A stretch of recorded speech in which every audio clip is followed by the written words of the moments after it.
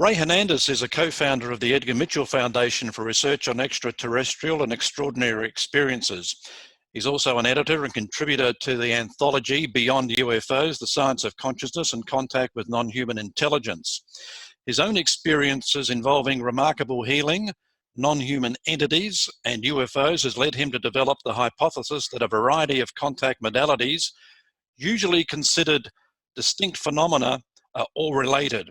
And understanding what you're about to hear may very well change your life. Rey joins us. Hello, Rey. Thank you for the invitation. Well, Rey, you're relatively new to this field of non-human intelligence. So how did you get started? What prompted your interest?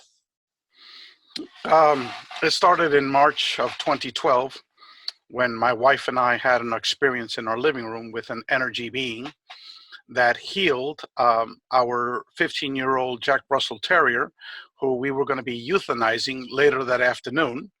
Very, very briefly, what took place was that my wife had been praying all night for a miracle. She, at that point, was deeply religious. She was born and raised in Mexico, hardcore Mexican Catholic. And so once she found out the night before, at about 8 o'clock, that our dog had become totally paralyzed, and we had called our vet, and we had scheduled the very next day for to euthanize her. It was then that she began praying all night, and I went to sleep. So in the morning, we both woke up. The dog was still totally paralyzed, and that was going to be her last day here on Earth. And so she carried the dog down the stairs, and once she got down to the stairs, she saw this physical object that looked like an upside down letter U. So it was like this, an upside down letter U, but it was roughly 1 foot wide by about 1.5 feet in height. It was silverish metallic, but it was phasing in and out of reality. It wasn't fully material most of the time, and it was semi-translucent. And my wife at that point thought it was La Virgen de Guadalupe, which is the Virgin Saint of Mexico, and she began praying right then and there. And then it did certain light configurations on her and shot off certain lights to the side. And at that point, she called me down, not because she was scared, but she wanted me to see her angels. So I totally ignored her. She went upstairs, pulled me out from my bed, and then I followed her down the stairs. She wouldn't tell me what it was. And then right in front of the living room, she disappeared right in front of me.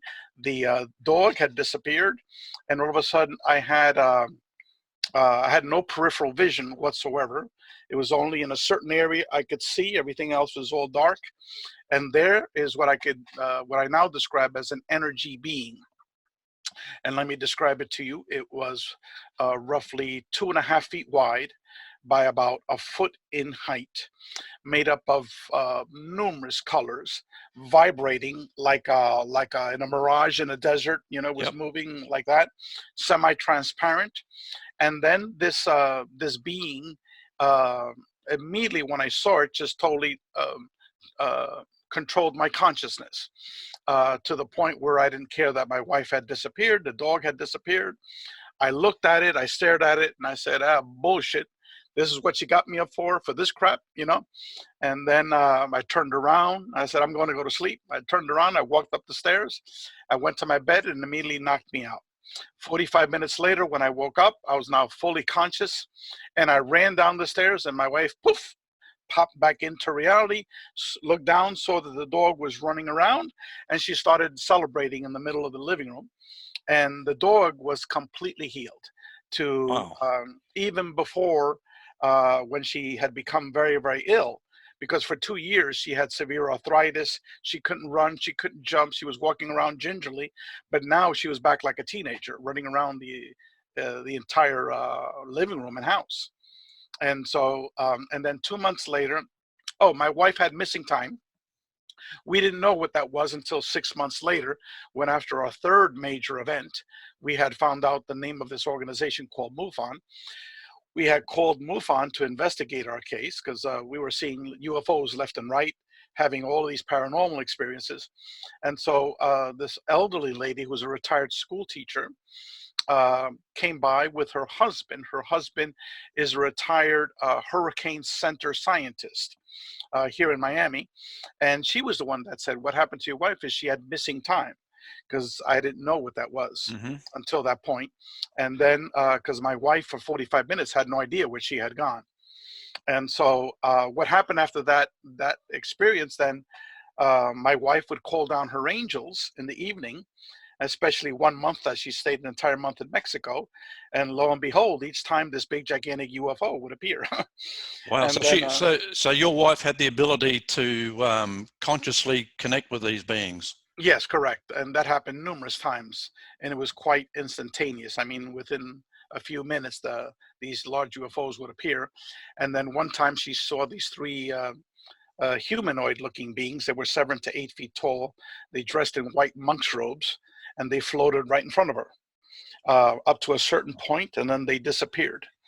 And so she was having all of these experiences, precognition, tons of precognition. She detected a tumor in my back. She knew that our car engine was going to explode if we were going to be making this long trip. Finally, after her harassing me for an entire week and her canceling the trip, I brought it to the mechanic. The mechanic said, thank God you didn't go on that trip, because your engine would have exploded. And these are the reasons why.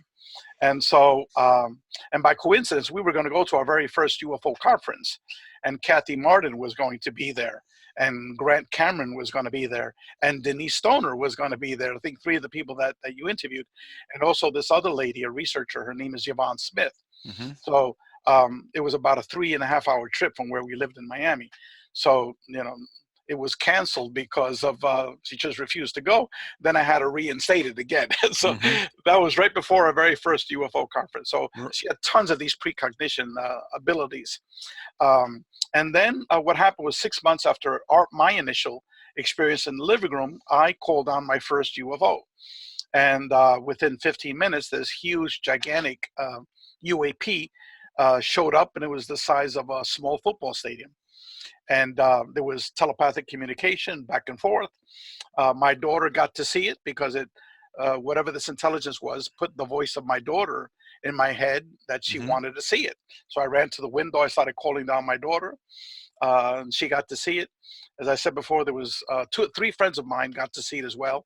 And then there was telepathic communication between myself and whatever was the intelligence in this UAP. And then the way they got me to leave was that they put into my mind that I was being attacked by hundreds of mosquitoes. And then that never did occur, because my daughter told me later that that didn't occur. And when she said that, it was like the hypnotist snapped his finger and I woke up. I was in some type of controlled, conscious, unconscious type of scenario where I was fully aware of my awareness for a certain time period, and up to a certain point that I couldn't cross that bridge. For example, we couldn't take pictures of it, we couldn't take videos of it, but yet this is a huge object the size of a small football stadium that was literally right on top of my next door neighbor's house. And it was like that for 45 minutes. Everyone had cell phones. The teenager had her Apple iPhone, you know, in her hand. Okay.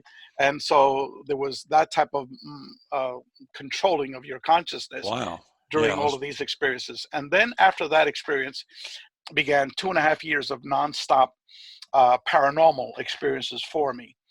And then occasionally, you know, I get to call down a UFO whenever I want to, but I don't see a need to anymore. The last time was at the home of Mike Marburg, north of Tampa in Orlando, or who I believe you interviewed. If you look at his if you will read his log for February of 2018, for that month, you will see an entry by Rey Hernandez of the UFO that Mark and I and 2 other people saw that night. It was very, very large. That went right above us. So I have that ability still to this day, but I just don't see a need to call down a UFO. So it begs the question then, Ray, contact modalities like UAPs, UFOs, near-death experiences, out-of-body experiences, ghosts, spirits, channeling, remote viewing, ESP, hallucinogenic journeys, orbs, I mean, are they all interrelated? Are they all the same thing? Yes. Yes. So let me tell you how that developed, and also to talk about this new organization where we have over 20 PhD academics, and all of them have the same hypothesis. Let me start with the PhD academics, like that'll Okay. draw the reader's attention. Okay. Um, I started an organization titled Consciousness and Contact Research Institute, or CCRI. It's comprised of approximately 20 PhDs, and several medical doctors, and about 10 individuals who do not have PhDs, but they're researchers in these various fields that you just mentioned. Some of the members in our organization, we have one of the co-chairs of our research committee is Dr. Jeffrey Long. He's a medical oncologist, a cancer specialist, who has written several books on near-death experiences, and he's been collecting survey data for over 20 years. He has over 14,000 individuals that have completed his surveys on near-death experiences. He has more than 4,000 individuals that completed his surveys on out-of-body experiences. And he is considered now one of the world's premier researchers on near-death experiences, especially since the retirement of the old vanguard, Raymond Moody, Dr. Kenneth Ring, Dr. Bruce Grayson, et cetera, et cetera. They're pretty much not doing research anymore, but Jeffrey is now working part-time. He's semi-retired, and he agreed to be the co-chair of our research committee. Okay. Also, the other co-chair of our research committee is Dr. Bob Davis. He's a retired professor of neuroscience. He taught neuroscience for more than 35 years at State University of New York. We also have Dr. Rudy Shields, who is an emeritus professor of astrophysics at Harvard University. And he was the director of the Dr. Edgar Mitchell Free Foundation, and he's going to be continuing his work with the CCRI Foundation. We also have Dr. Claude Swanson, who received a PhD in physics from Princeton University, where Einstein taught. Okay. We also have Dr. Dean Radin, who is the lead scientist at the Institute for Noetic Sciences, who is probably one of the world's leading research scholars on the psi phenomenon, and he's published 3 books on consciousness and the psi phenomenon. We have Stephen Schwartz, who is one of the inventors of remote viewing. For more than 50 years, he's been studying remote viewing. He's one of the founders of that, even before it was called remote viewing. We have Dr. Gary Schwartz, who received a PhD in psychology from Harvard University. He later became a tenured professor at Yale University. And for the last 20 years, he's been at the University of Arizona because they lured him away from Yale with a huge laboratory filled with hundreds of thousands of electronic equipment, so he can study mediumship, okay, and communication with deceased entities. And I could go on and on and on with names similar to this, but at least you and your audience members have an idea of the people in our group. I was just going to say, in other words, combined IQ totaling into the thousands. Well, these are individuals that have a deep, sincere interest in this phenomenon, most of them for at least 30 years, some of them for 50 years, okay? All of these people, and about another 15 that I didn't even mention, all of them hypothesize that consciousness is primary. That means that our physical reality is not what it seems to be, okay? That really our consciousness reality is the true existence of our reality, which is a heavy topic to discuss, very complicated. We could do that at a later date. Secondly, all of these individuals hypothesize, just like I do, that all of what we're calling the contact modalities, which are the different ways that humans are piercing the veil and having contact with non-human intelligence, near-death experiences, out-of-body experiences, UFO contact, remote viewing, ghosts, spirits, poltergeists, orbs, channeling, hallucinogenic journeys, etc., etc., etc. All of them involve a manipulation of space-time. Okay? And because all of them involve a manipulation of space-time, they share certain commonalities. And we have experiencers all over the world, as revered by our free experiencer research study, that are not just having UFO contact experiences. They're not just having NDEs. They're not just having just OBEs. They're having all of the above and much, much more. They're having all of the contact modalities, okay, throughout their lives, okay? So the researchers in our free research study, and I can talk about that a little bit later on, knew this, but we never had the data, okay? Now, the fields of mainstream materialist ufology are totally clueless about this. They totally ignore these topics. When you talk about paranormal, oh, that's woo-woo science. That's woo-woo crazy shit, you know? So they totally dismiss it. All they care about is talking about Rendlesham Forest or the Roswell crash for the 5,000th time. Or the new Tic Tac video that just came out, you know, showing an Air Force pilot following a UFO in the field, okay? My perspective and the perspective of all the members in our organization is that what has that materialist approach contributed to a better understanding of the field of ufology, okay? We, all of us, argue very little, okay? Almost nothing, okay? From 70 years ago, where has that knowledge taking place 70 years later? But let me backtrack a little bit, somewhat, and talk about the free experiencer research study. Then we could talk about the contact modalities, okay? This is with Dr. Edgar Mitchell? Correct. This involves Dr. Edgar Mitchell. Okay. I told you in the audience members that there was about a 2.5-year period of nonstop paranormal experiences. Most of the major experiencers around the world would certainly understand that, because a lot of these experiences, they come in segments of time. Okay. And then they stop for a very long time period or a certain time period, and then they restart up again. Okay. Well, for me, I had that 2 years of intense experiences. One of those experiences, let me just go through one of them. Okay. One of them, I was driving on Route 836 in Miami, which is like an 8-lane highway that goes east and west. It takes major traffic from the western part of Miami, and in the morning leads you to downtown Miami. Folks in New York City, just think of the Long Island Expressway, or people live in New Jersey, the New Jersey Turnpike. You know, it's always clogged for 4 hours or so during rush hour. And so anyway, I was there at 8:30 in the morning, heading into downtown Miami. I am an IRS estate tax attorney. I've been doing that for more than 20 years, and that morning, I was listening to a radio interview of this man who was going to school to become a filmmaker. And he was doing a documentary on his liposuction, how he was getting the fat from his liposuction, and he was doing art fat from that. Okay. Right. And so very entertaining, very stimulating. And all of a sudden, I was not in my car anymore. I was pure mind. I was pure consciousness. There was no physicality surrounding where I was. Okay.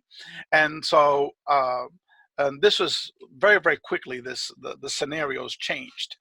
And so immediately you're like in bewilderment, what the hell is going on? And then all of a sudden I see materializing all around me like videos. I was inside of a huge cartwheel, and the cartwheel had like different spokes. Okay, and inside each spoke had a different video, and it was slowly moving around. And then what I saw is in each of these cartwheels was what I now call a contact modality. And as I said before, these are all the different ways that humans are piercing the veil and having contact with non-human intelligence. All of them involve a manipulation of space-time. So in one was UAP, UFO type of contact experiences. Another one was near-death experiences. Another one was out-of-body experiences. Another one was ghosts and spirits. Another one were, ghosts and spirits and poltergeist type of experiences. Another one was channeling. Another one was remote viewing. Another one were hallucinogenic type of experiences where people are communicating with non-human intelligence, et cetera, et cetera. And then I looked at each one, and I got like an instantaneous download of everything involved with that phenomenon. Okay, and I knew what it was. And so then after I got like a quick download for each of these different things, right? Then it was never a voice, but it was just information that was given to me that said humans are studying all of these different phenomena as separate and distinct. But in actuality, it's one phenomenon. Right, right. Okay? They're not separate. Okay? Humans believe, oh no, humans are calling it consciousness, the glue that's holding it all together. Okay? But in fact, it's the very fabric of our reality. Okay? And so as all of this was going on, I had no conceptualization, no idea what the hell was going on. You know, I didn't even understand these concepts. These are just concepts that would, you know, put to me. I mean, as you said, it's very complicated to get your head around for the average person. Yeah. And so, and then what the information that was given to me was you need to inform humanity of the relationship between us, whatever this intelligence is, okay, the spirit world, and consciousness. Okay, the relationship between us, the spirit world, and consciousness. Okay, you will need assistance, and there's two criteria for that assistance. This is not about you getting rich and making money. For those two criteria, okay. So immediately after it said you need to have individuals to help you out that would have minimal ego, poof, I'm back in the car. I'm still listening to this interview, and the interview did not skip a beat. There was no time that had spent. Okay, so I was, but yet I believe that I was out there for 20 to 30 minutes in that experience. So I was taken outside of space and outside of time. Okay, and that was one of the questions that we asked in our free experiential research study. Have you ever been taken to what might be considered a multi-dimensional matrix reality? And we defined it. Okay. Yep. You know, we defined it a little bit. Like the best picture would be like, have you seen Jodie Foster's movie Contact? Yeah, a million times. Okay, you know where she was brought, right? Yep. Okay, we asked that question. And what did we get? Half the people that took our survey, half have had that experience. Wow. Okay, now, do you think mainstream ufology discusses this? Okay, but why? Because these are considered paranormal experiences that science cannot explain. But yet here you have half of the 4,200 people that took our survey stated that, including myself. Okay. All right. We had 80% of the people that took our survey. I'm jumping a little bit ahead of the game. You know, have had these out of body experiences. 80%. Okay. Huge numbers. Okay. But anyway, I'm jumping ahead of the game here. Okay. So here I was taken outside of space-time. Now, that wasn't the most interesting part of what happened. The most interesting part of what happened is what happened immediately afterwards, okay? Immediately afterwards, when I got back home late that afternoon, I got an email from Mary Rodwell. And it's too bad that you already interviewed because you could have asked her this question, okay? I received an email from Mary. She said, "Dear Ray, I'm sorry I'm responding to an email that you had sent me 6 months ago, but it just popped up on my computer today." Okay, so here was a message held up in cyberspace for the very first day that I had that experience. Okay, then I responded back to her. I said, "Well, in the last 6 months, this is all the crazy stuff that has happened, and this happened today." And she was like blown away. She says, "Oh my God, Ray, we need to talk." So she showed me how to use Skype, and we spoke on Skype till like 1:30 in the morning. Okay, and we continued to our discussions because I told her how to go to work the next day. So the very next morning, I received a phone call at 9:30 in the morning. "Hello, is this Rey Hernandez?" "Yes, who's this?" "Oh, this is Dr. Rudy Shields." "Who?" I had no idea who this man was. This is a retired professor of astrophysics for over 45 years at Harvard University, okay, calling me at 9:30 in the morning. What had happened was that Mary had sent him an email with my contact information, but he should have waited till Mary had sent my response that, yes, it's okay for Rudy to call me. which Mary was in my inbox, but I never checked that morning. Yep. Okay. And so I agreed to talk to him, and we spoke for 90 minutes. At that point, he heard my story, and he says, what you got, Ray, was Dr. Edgar Mitchell's quantum hologram theory of consciousness, which is an advanced physics theory of how consciousness works. Okay. And also leads to the contact modalities as well. Okay. Mm-hmm. And so at the end of it, he says that he was going to be my scientific advisor for what I needed to do. And so I hadn't even given it any thought, because this is the very next day. This is 24 hours later. Okay. He doesn't, Ray, write down this telephone number. So I wrote it down. He says, this is the telephone number of my mentor, and you need to talk to him. So I said, well, who's your mentor? And he goes, Dr. Edgar Mitchell. Okay. So Right. we hung up the phone after 90 minutes, and he gave me the instruction to call Edgar Mitchell. And I knew who Edgar was, because after all of my UFO experiences, I was on the YouTube, Googling ufology, and Edgar Mitchell was pretty much the founder of the UFO disclosure movement. He also was pretty much one of the founders of modern parapsychology. He had started the Institute for Noetic Sciences, Mm-hmm. and he knew most of the parapsychologists in the world, and then all of the consciousness work that had been developed out of IONS, the Institute for Noetic Sciences. So I worked up the courage to give Edgar a call about 4 hours later, and lo and behold, he invited me to his home the very next day.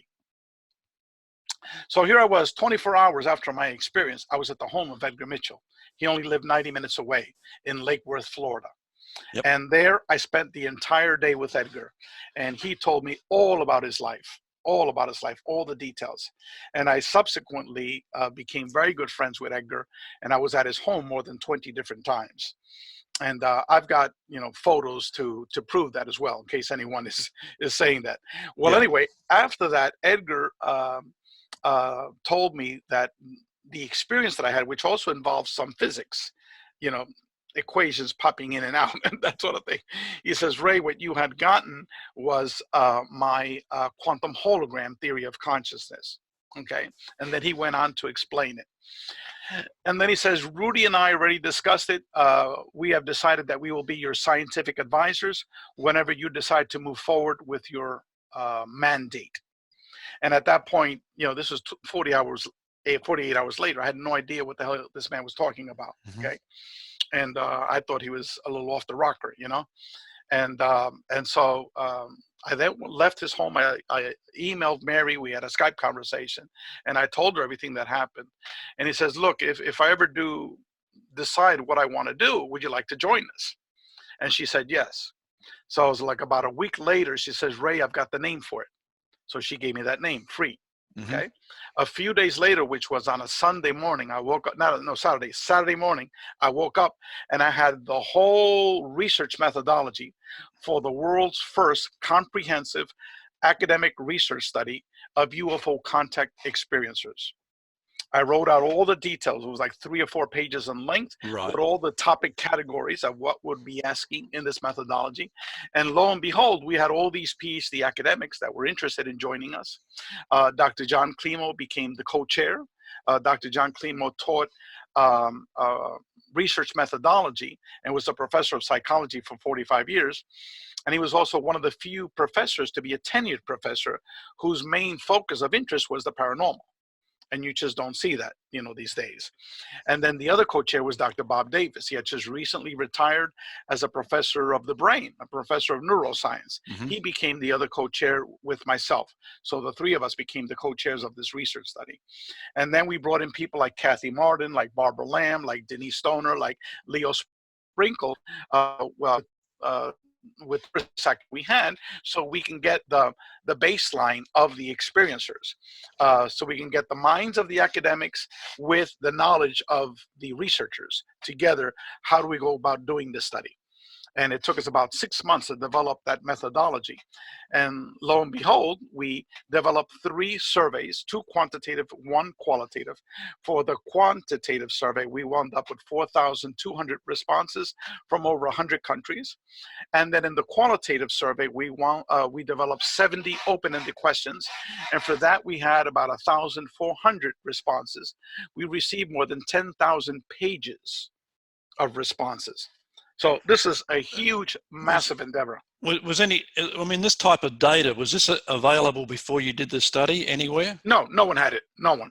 Because, as I said before, Kathy Martin, she teamed up with a study with Denise Stoner, who I believe you interviewed as well. Okay. And they wound up publishing their research findings in a book titled, I think it was UFO Files or something along those lines. I forgot the name of it. Yep. And again, they had 50 people. All of them were abductees. And they only asked 50 questions. Okay. Well, what did we find out? Abductees were only 1/3 of the people who had these experiences. The other 2/3 had no recollection whatsoever of an abduction. Okay. Even those, so they missed 2/3 of the people. Okay. Right. Secondly, what we found out was that those people that had an abduction experiences, okay, eventually 70% of those people called themselves contactees and not abductees. Why? Because almost everybody eventually, many years later, when they were answering their survey, they said if we had a force to choose between was your experience negative or positive, a forced choice, 96% said it was positive. 4% said it was negative. Right. Now, wow. in the beginning, 37% viewed their experiences as highly negative. In the very beginning. Why? Because of what Dr. John Mack called the ontological shock of the experience. But for the vast majority of people, most of the people had more than one or two types of experiences. They had multiple experiences. And what we discovered was that the more experiences you had, the more positive your experiences became, and the more positive was your perception of the experience. And were people being changed by their experiences? Oh, yes. There was a tremendous, we had 4 major findings. Okay. Do we have time to go over those 4 major findings? We're getting, yep. Okay, I'll go over them very quickly. If people are interested, send me an email to info@experiencer.org. Okay. Info@experiencer.org. I will send you chapter 1 from our book. Our book is 820 pages in length. Chapter 1 is more than 120 pages. So it's 120 pages of data after following data after data after data. The 4 major experiences are as follows. These experiences were overwhelmingly positive. In the beginning, 37% that said it was highly negative. But towards the end, it was, we asked that question, positive, negative, or neutral, more than 25 different ways. Okay. Yep. We even asked for the different types of beings. We had 12 different types of beings. Okay. Even for the short gray, the one that you go to the internet and you have all these drawings of this evil gray on top of you. Well, only 10.5% of the people said that their experiences were mainly negative with the short grays. That's it, 10.5%, 1 out of 10 people. Okay, so that's just an example. Okay, we asked if you could stop your experiences, would you? Well, 86% said no, keep it coming, baby. Wow. So if this was just so horrible and dreaded, why would 86% said no? Okay. We also did for all of our questions, we grouped them into country geographic areas. All of the folks in the US, all the folks in Canada, all the folks in the United Kingdom, all the folks in continental Europe, and then we grouped Australia and New Zealand together. And we looked at every single question from the 600 questions that we asked. We looked at how people answered each of these questions from these 5 major country groupings. Do you know that there was less than a 10 percentage variability in each question? Okay, so people were answering the same way, no matter what geographic area you were from. And that again shows the validity of our study. Why? Because we had 4,200 people. Okay, that answered that survey. So survey number one, overwhelmingly positive. Number 2, these experiences were overwhelmingly transformative. Okay, like in my case, for example, I'm just an illustration. In pops a non-believer, total atheist. Out pops a deeply spiritual person, someone who might be highly religious, like my wife. You know, we had to go to church for Sunday mass, every Thursday for group prayer meeting. Now we're lucky if she goes once every 5 months. Okay, to church. Okay, money's not important anymore. It's not important. Okay. People became much more loving, much more caring for their brethren, more ecologically friendly. Okay, they had a purpose in their lives now. Okay, so it was a total, complete profile transformation. Started a what do you call it? A caterpillar. Yeah. Yeah. By the end of the experiences, it was a butterfly that came out. Wow. Okay, this is for 85% of the people underwent a complete dramatic transformation.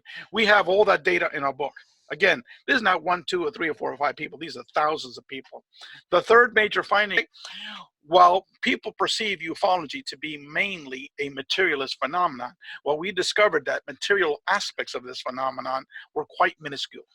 While people might have seen a couple of UFOs, while they might have seen a couple of physical beings, 95% of their experiences were paranormal in nature. Okay, as I said before, 80% have had out-of-body experiences. 37% have had a near-death experience. Okay, brought to a matrix reality, 50% have had a medical healing by non-human intelligence, 50%. Had communications with ghosts or deceased entities, 67%. 60% have physically seen an orb. Okay. Mm-hmm. Okay. And then there was like half of them had actually communications with that orb. Okay. You name the type of paranormal experience, people were having them in very large numbers, percentage wise. Okay. So the third major conclusion is that while these experiences were perceived by mainstream ufology as being materialist in nature, in reality, these experiences that people were having were primarily parapsychological, paranormal, space-time related type of experiences, the contact modalities type of experiences. Okay. Number 4, what we discovered was that the overwhelming majority of the individuals that took our survey, they were having experiences that can be categorized as a manipulation of space-time. Okay. Right. So now, all of this confirmed my hypothesis that I was given in that experience, that they're all interrelated, okay? That it's all one phenomenon, one source. Why? Because our data shows it. It's not Rey Hernandez hypotheses anymore. No, this is what these experiences are telling us. Now, when we turn to all of these individuals that I mentioned on our research committee, okay? And as I said, there was like 15 additional other individuals that are part of this group, okay? All of them have the same hypothesis, that all of these phenomenon is one, that they're all interrelated, and that the interrelationship that they have in common is a manipulation of space-time. But what we need to do is to be able to study the experiencer of the contact modalities, not just UFOs, not just NDEs, not just OBEs, but people that are having a whole multitude of these types of paranormal experiences. So then, because we're doing in-depth interviews and surveys of these individuals, we might be able to get nuggets that would be able to reveal to us some of the secrets of what is consciousness, what is the true nature of our reality. Okay. Now, all these nuts and bolts ufologists, they're totally freaking clueless. They're clueless. They won't even open their mouths to say the word consciousness. Okay. Why? Because they consider it woo-woo science. Well, turn to the early quantum physicists, okay? Schrodinger, and all of the early quantum physicists, okay? Niels Bohr and all of them. Half of them started reading the Bhagavad Gita, okay? All the ancient mystical texts. Some of them became scholars in it, like Schrodinger, okay? Yep. All of them believe that consciousness is primary. Not all of them, but most of them, of these early quantum physicists. If you're talking to a theoretical physicist today, they'll tell you the same thing, okay? By increasing numbers, tons of them are telling us, one is a Nobel Prize winner, that they hypothesize that we live in a simulated reality, okay?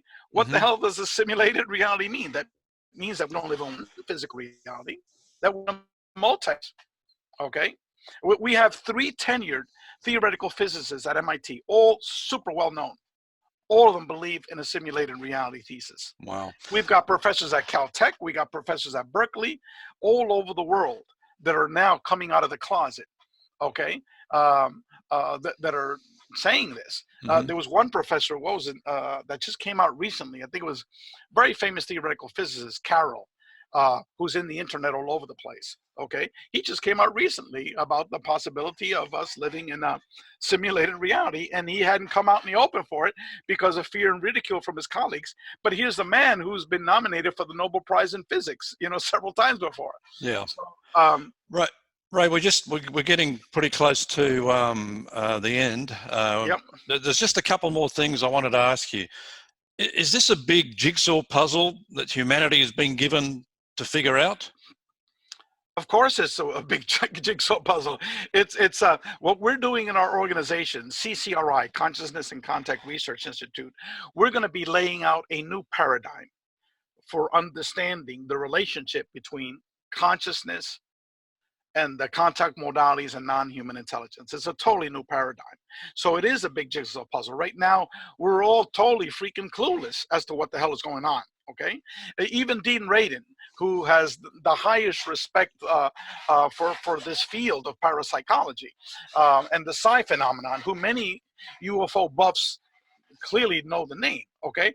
Dean Radin acknowledged to me, Ray, we're totally freaking clueless as to what is consciousness, okay?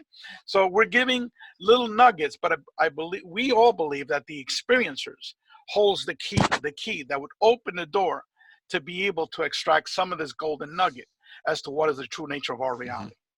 The book, A Greater Reality, when is that due for release? Is that like next May? Yes, May of 2020. The book is titled A Greater Reality, the relationship of consciousness, the paranormal, and the contact modalities. That's due to be released in May of 2020. If you want to get on our mailing list, send me an email to info@experiencer.org, info@experiencer.org. I will also send you various chapters from our 820-page book titled Beyond UFOs, The Science of Consciousness and Contact with Non-Human Intelligence. And that's available on Amazon right now. Last question. Do you have any thoughts on disclosure? How is this connected with impending disclosure? There is no pending disclosure.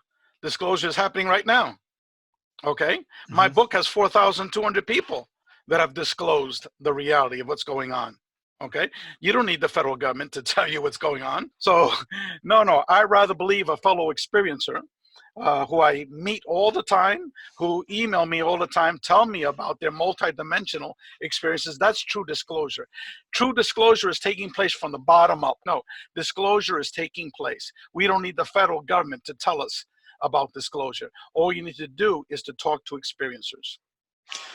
Ray, it sounds like there's more people than, I guess, the minority that are experiencing this sort of thing.